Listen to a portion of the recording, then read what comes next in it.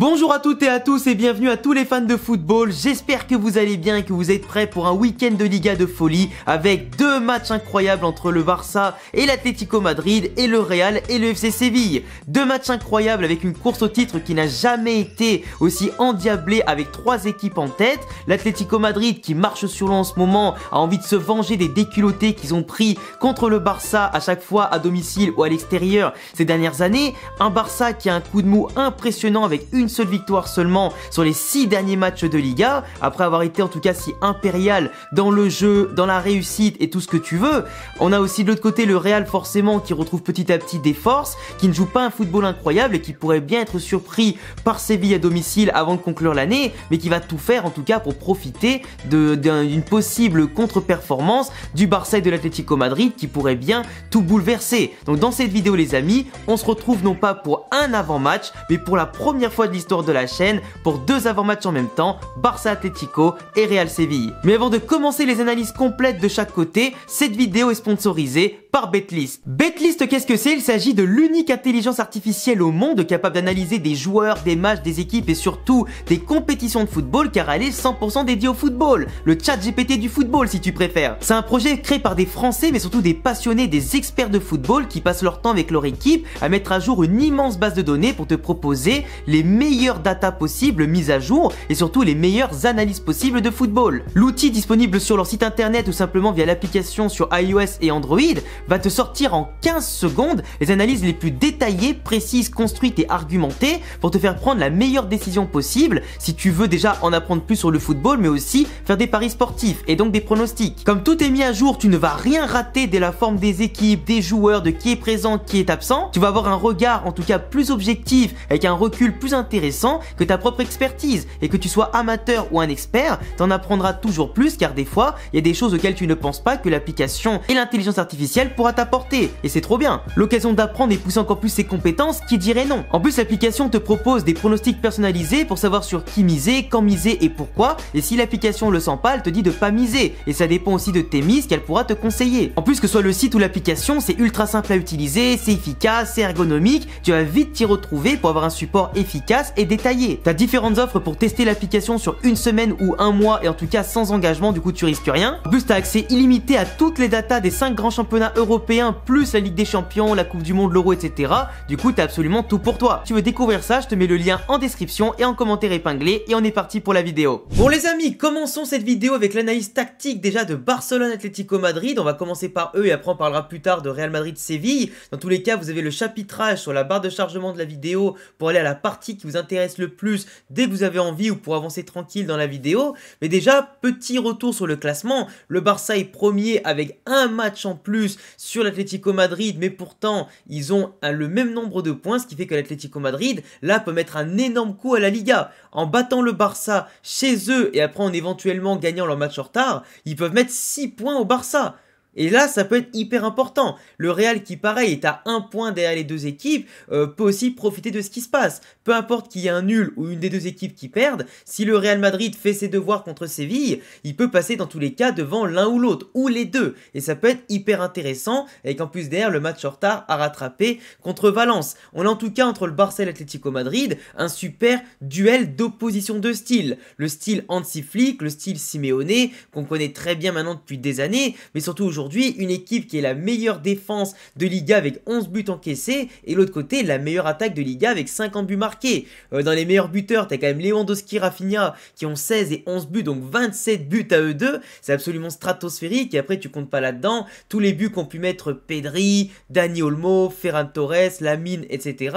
Lamine Yamal qui je crois est le meilleur passeur ou un des meilleurs passeurs de Liga, donc forcément c'est hyper impressionnant. Ils ont une qualité offensive bien sûr qu'on ne présente plus et qui aujourd'hui fait extrêmement peur.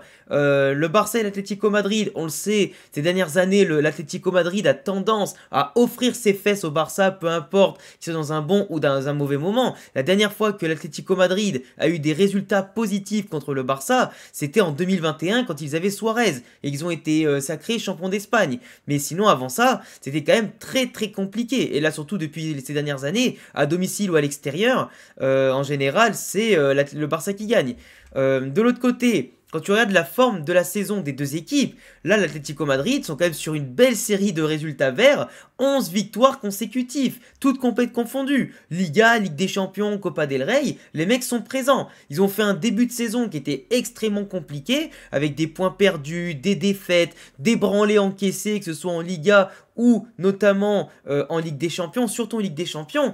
Mais tu vois, là aujourd'hui, ils sont réveillés, ils ont enfin trouvé un équilibre défensif et offensif impressionnant, et avec un Simeone qui a trouvé la bonne formule, le bon 11 de départ, et surtout... Aujourd'hui, le Barça, sur leurs 6 dernières journées de Liga, en a gagné qu'une, avec notamment aussi des défaites à domicile. Donc l'Atlético Madrid a des chances aujourd'hui d'aller faire non pas un hold-up à l'extérieur, mais d'aller chercher simplement des points que le Barça n'arrive plus à stabiliser.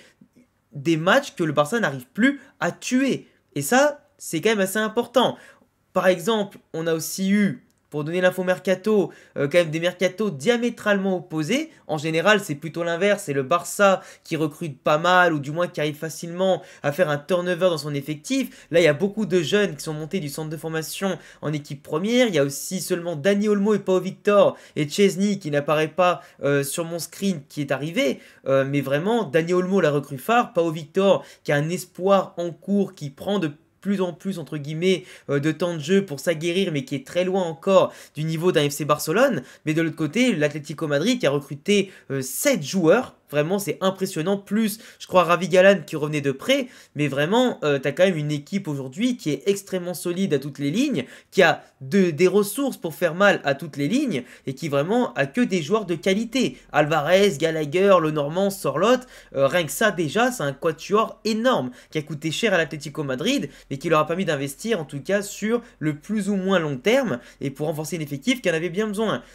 Pour moi, les compos probables de ce match-là, sachant que le Barça n'aura pas Lamine Yamal, et ça va faire énormément de mal au Barça, je pense que Dani Olmo ou peut-être Ferran Torres seront titulaires à droite du coup, et que Rafinha prendra la place à gauche, ou alors peut-être que Rafinha ira à gauche et Olmo ira, enfin à droite et Olmo ira à gauche. Ça dépend après leurs préférences, comment ils veulent les positionner. Mais c'est clair que dans tous les cas, le Barça avec Iñaki Peña, les latéraux Baldé, Koundé et Koubarsi dans l'axe, ça changera pas. Après, j'ai un doute. Est-ce que Inigo Martinez sera titulaire, ou est-ce que Araújo, qui commence petit à petit à revenir, va enfin revenir titulaire dans un très bon match? Ce serait quand même un risque, mais je pense que sa densité physique peut être extrêmement importante contre l'Atlético Madrid, qui va mettre à l'épreuve Inigo Martinez, qui n'est pas le plus rapide, qui n'est pas non plus le plus incroyable, le plus impactant, le plus technique. Et je pense que tu vois, un mec comme Araújo dans un match comme ça, pour un comeback, ça pourrait être hyper intéressant. Un peu risqué parce qu'il pourrait rechuter, on ne sait pas dans quelle forme il est revenu en ce moment,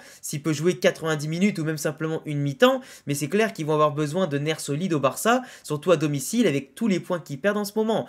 Un milieu de terrain, Casado-Pedri, qui marche sur l'eau, qui vraiment à la récupération, à la construction et simplement dans ce qu'ils proposent, dans leur rythme, dans le développement du jeu, ils sont forcément indéboulonnable. Gavi aujourd'hui va sûrement lutter avec Frenkie de Jong s'il est disponible pour l'autre place au milieu de terrain, mais Gavi aujourd'hui, je pense que c'est le profil dont le Barça a besoin au niveau de la hargne pour proposer un défi physique aux Colchoneros. Après, bon, Lewandowski qui en ce moment ne marque pas beaucoup de buts, ou du moins moins qu'au début de saison, parce que quand même à son âge, marquer autant c'est impressionnant, donc dès qu'il se met à rater des occasions, ou à marquer un doublé au lieu d'un triplé, ou un seul but au lieu d'un doublé, ou marquer un but sur 2 matchs, forcément, le joueur va être pointé du doigt, mais c'est normal d'avoir une panne sèche quand tu as été autant sur régime. Rafinha et Olmo en ce moment, ils marchent pas sur l'eau. Enfin, Rafinha, on va dire, qui se débrouille beaucoup mieux qu'Olmo en ce moment, beaucoup plus en vue, le capitaine. Mais Rafinha, ça se voit que ça y est, il a commencé à être un peu moins efficace, à être un peu moins à la finition aussi, comme à la construction.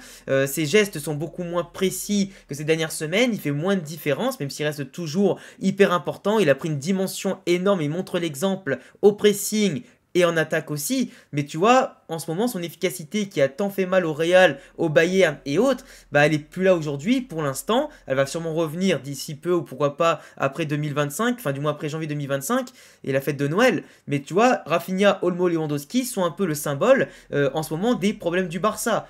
Si ça ne rayonne pas, c'est pas efficace et que ça a besoin de plusieurs occasions pour marquer au lieu d'une ou deux, forcément tu ronronnes. Et quand derrière la défense est découpée un peu en deux par rapport au milieu de terrain, subit, que le piège de hors-jeu ne marche pas, pas et que derrière ils prennent des buts, bah, si tu commences à encaisser et que devant tu marques moins, bah forcément tu gagnes pas de points et tu gagnes pas tes matchs. C'est logique. Mais en face, à l'Atlético Madrid, qui avec son 4-4-2 a trouvé une équipe et surtout une osmose impressionnante. Quand tu vois Marcos Llorente qui ça y est maintenant définitivement quasiment installé arrière droit ou des fois au milieu de terrain, ça dépend quand les joueurs sont disponibles ou pas, mais en tout cas il offre une sérénité défensive, une hargne impressionnante et un super complément à Giuliano Simeone, le fils de Simeone qui vraiment est épatant dans l'activité, la hargne un peu comme son père, mais surtout même pour déborder, pour apporter des centres précis et des fois finir les occasions. Franchement il est épatant ce gamin.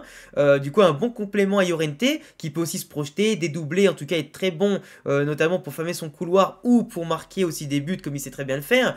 Jiménez toujours un taulier, l'anglais qui s'impose de plus en plus devant le normand, ce qui est quand même aussi d'ailleurs une surprise que je n'attendais pas forcément. Ravi Galan qui a un profil plus défensif pour aider à ressortir proprement les ballons aussi depuis l'arrière sans forcément se projeter. Devant lui tu as soit Gallagher soit Samuel Lino qui bien sûr sont assez physiques pour faire des montées descentes, faire l'essuie-glace et surtout apporter énormément de physique et de technique pour construire autant qu'apporter du danger dans tous les niveaux, sans oublier le repli défensif extrêmement important. Donc Samuel Lino, toi qui a pris une nouvelle dimension aussi cette saison. Rodrigo De Paul et Barrios qui sont imposés devant des coquets par exemple, surtout Barrios, eh ben, ils ont une complémentarité pour récupérer les ballons, pour se projeter, marquer de loin avec des belles frappes, tu vois, qui apportent beaucoup de choses à Atlético Madrid.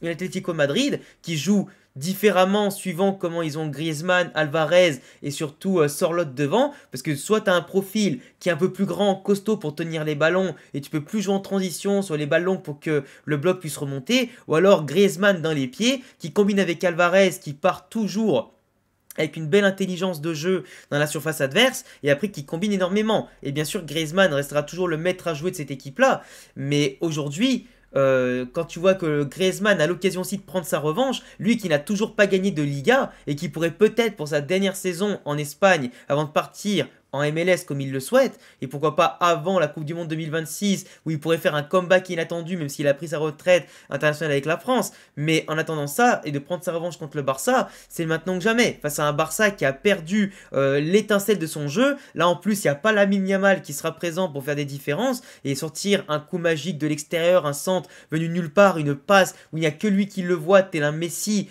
ben, tant qu'il n'est pas là et que les autres ronronnent c'est compliqué, mais on a vu un Barça comme je l'ai déjà expliqué dans mes derniers débriefs qui globalement a une équipe qui perd ses repères, une équipe qui est trop coupée en deux entre le milieu et l'attaque, une équipe qui certes fait un gros pressing en général pour asphyxier l'adversaire, mais qui se retrouve facilement pris à défaut, une équipe qui n'arrive pas à maintenir son niveau de jeu dans ses temps forts, qui n'arrive pas à conclure ses temps forts en ce moment, et forcément, bah, quand tu laisses l'occasion à l'adversaire de te faire mal, une fois, deux fois, ça passe pas, mais la troisième, tu regrettes, et ça, on l'a vu contre Las Palmas, on l'a vu contre les autres équipes qui ont battu le Barça en ce moment, comme la Sociedad, qui leur ont tenu tête aussi, notamment comme le Betis, comme le Celta, des équipes qui ont été joueuses, et du coup, forcément, ça prouve aujourd'hui que si tu joues contre le Barça sans rester regroupé derrière, tu peux leur faire mal. Il y a de l'espace, il y a des individualités qui ne fonctionnent pas comme avant, et en plus, si toi tu arrives à les contenir, bah pour eux tu resterais derrière. Aujourd'hui, il faut prendre des risques pour battre le Barça, mais des risques qui sont payants.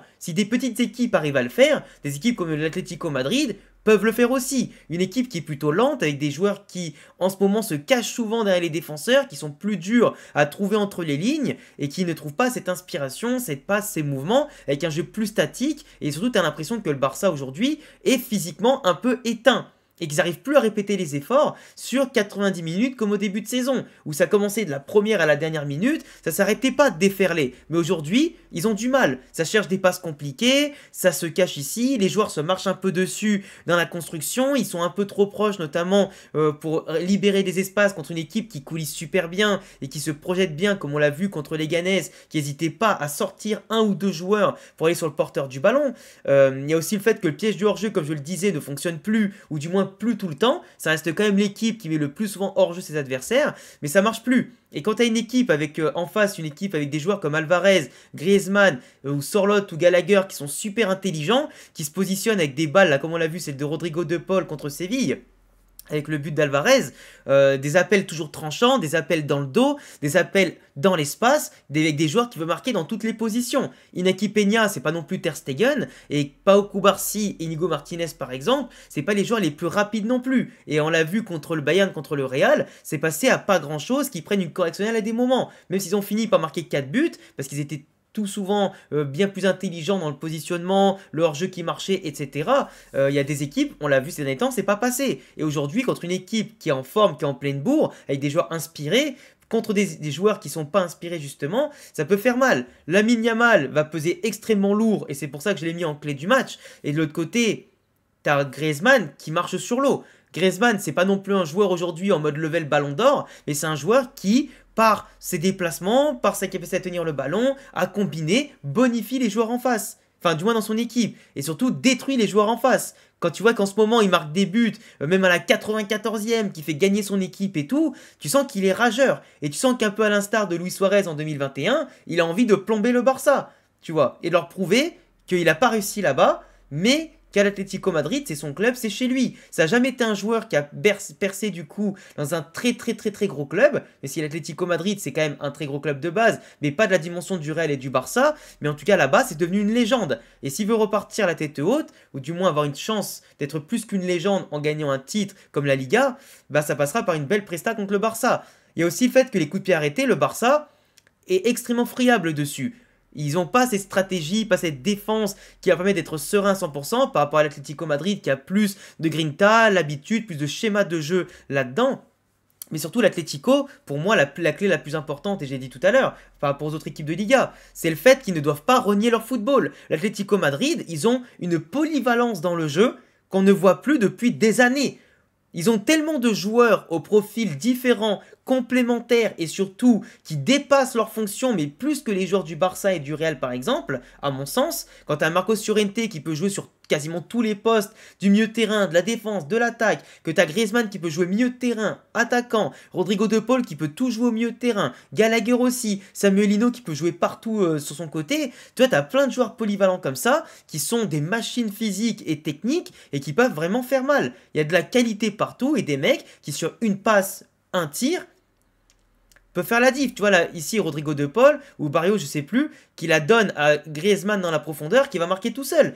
Tu peux pas leur laisser de l'espace. Et quand tu vois que le Barça est une équipe qui laisse énormément d'espace, c'est compliqué.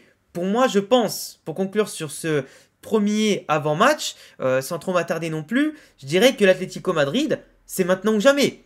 Là, aujourd'hui, tu peux pas dire que le Barça va gagner 3 ou 4-0 contre eux, parce que le Barça, c'est pas celui du début de saison. Et l'Atlético Madrid en ce moment, ça charbonne énormément, ça a une ressource avec des joueurs qui sont solidaires, qui prennent très peu de buts, avec un milieu de terrain qui conserve la balle autant qu'il arrive, à la laisser à l'adversaire pour mieux le prendre à la gorge sur le pressing, à la perte de balle et après le bouffer en transition, une équipe qui est plus intelligente qu'avant, une équipe qui enfin ne renie pas ses profils, parce que d'habitude Simeone joue ultra défensivement avec une équipe qui avait des profils offensifs. Là aujourd'hui, il a un jeu hybride qui fonctionne, qui coulisse, qui fait jouer en transition, en attaque placée, qui marque des buts exceptionnels de la sortie de surface, qui sait faire des passes exceptionnelles entre les lignes et tout. Et franchement, le Barça aujourd'hui, je les vois pas favoris contre l'Atlético Madrid. Moi, mon pronostic, ce serait plutôt 1-1 en mode ça arrange tout le monde, ou un 2-2, je sais pas. Mais en tout cas, l'Atlético Madrid, pour moi, part largement peut-être en tête des favoris face au Barça. En tout cas, c'est maintenant ou jamais. Le Barça qui est même plus serein chez eux, si tu les bats pas maintenant, je comprends pas. Enfin bref, pour passer au Real Madrid contre Séville.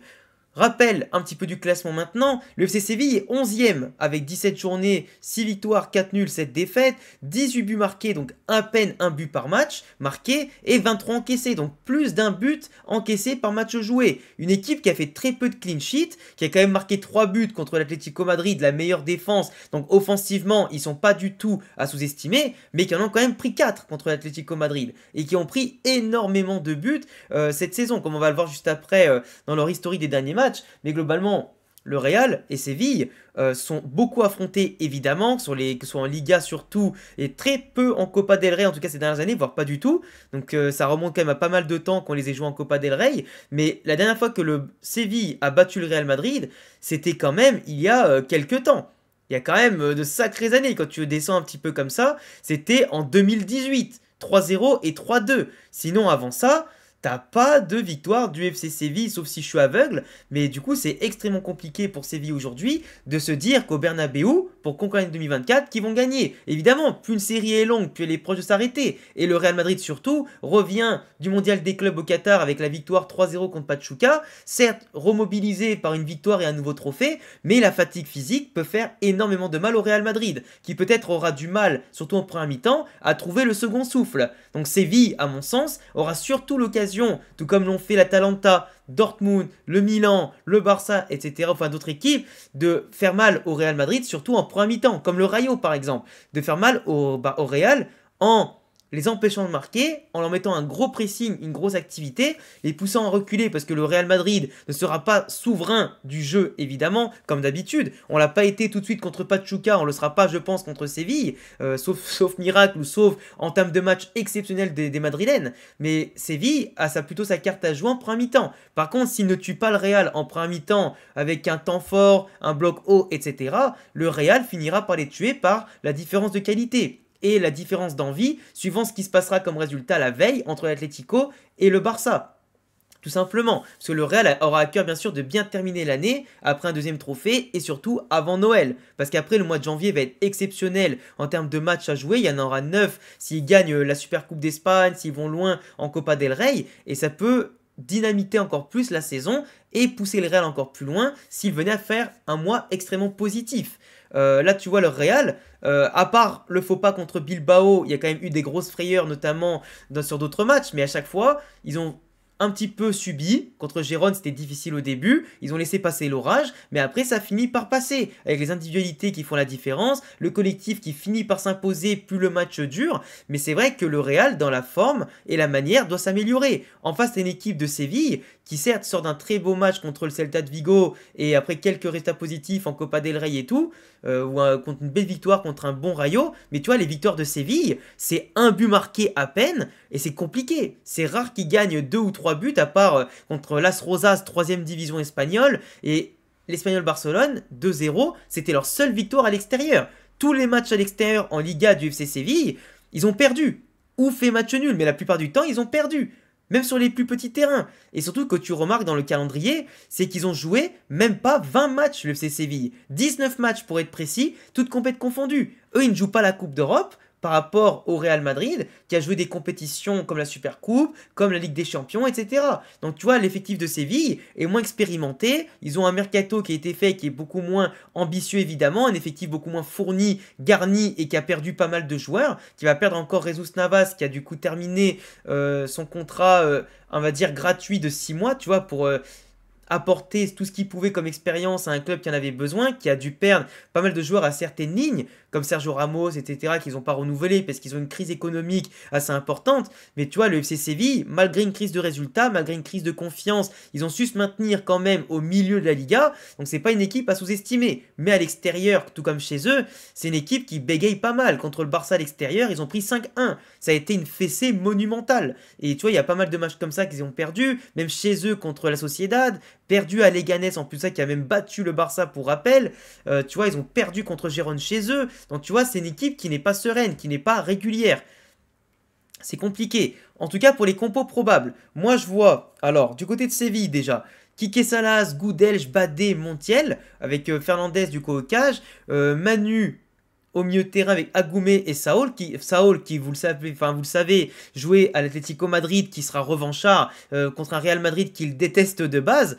Alors je sais pas pourquoi ça m'a mis Jesus Navas par contre, parce que j'étais sûr d'avoir mis, comment il s'appelle déjà, Isaac Romero, donc il n'y a pas Jesus Navas, hein, je vous rassure, il n'y a pas Jesus Navas du tout, ailier gauche. J'ai pas dû faire attention encore une fois à la composition sur my line-up que ça m'a sorti, mais il y a bien Isaac Romero en pointe et Iheanacho à gauche, hein, enfin à droite. Mais du coup voilà, il y a une équipe quand même qui est assez importante, qui va être basée sur les exploits individuels, surtout de Luque Bacchio, de Iheanacho et Isaac Romero, et en tout cas une équipe qui au milieu de terrain est beaucoup moins souveraine, une défense qui est pas très rapide, mais qui est quand même physique, donc attention attention, en tout cas, ne pas trop se friter au niveau de ça, de toujours bien prendre les espaces, de bien prendre dans la verticalité cette équipe de Séville, qui sera très facilement coupée en deux si on casse leur bloc haut, qu'on ait des transitions rapides avec nos flèches, évidemment, comme Brahim, comme Kylian et Rodrigo. On rappelle que Vinicius ne sera pas présent dans ce match-là, donc à cause d'accumulation de cartons jaunes, mais il sera frais pour Mestalla, du coup, notamment à Valence en début janvier.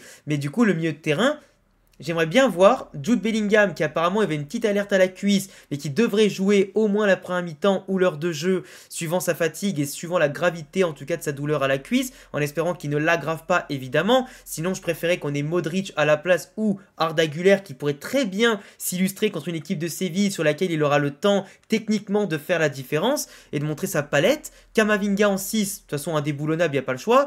Valverde, j'aimerais bien le voir se reposer, parce qu'il enchaîne les matchs, il enchaîne les erreurs sur le terrain, défensivement comme offensivement, et même si tu vois, il paraît frais, il paraît rester longtemps sur la pelouse, il est cramé, tout comme Rudiger, où j'aimerais bien qu'il y ait Raúl Asensio, mais je connais Ancelotti, il mettra les deux, et pour moi Ceballos était quand même sur une bonne pente ascendante et il mérite de jouer, et pour moi Ceballos contre Séville, pour assurer de belles relances, pour assurer un double pivot, pourquoi pas, avec Kamavinga et laisser Jude Bellingham un peu plus haut, ce serait parfait. Une équipe de Séville contre qui il faudra être solidaire dans tous les cas, que Brahim et Rodrigo reviennent défendre évidemment, que Kylian participe au pressing comme il le fait en ce moment, mais c'est vrai qu'aujourd'hui, voir Fran Garcia contre Isaac Romero ou Iheanacho, ça va être très compliqué dans les 1 contre 1 et dans son dos, va falloir faire attention aussi à Lucas Vazquez qui risque de prendre un bouillon contre Luque Bacchio qui fait des différences énormes, le Belge en tout cas sur son côté, quand il repique, qu'il enroule, qu'il dribble et qu'il va marquer, même si on l'a vu, ils n'ont pas marqué énormément de buts, mais ils se créent beaucoup d'occasions et il suffit d'un bon match, que ce soit le meilleur jour comme par hasard de ces joueurs-là,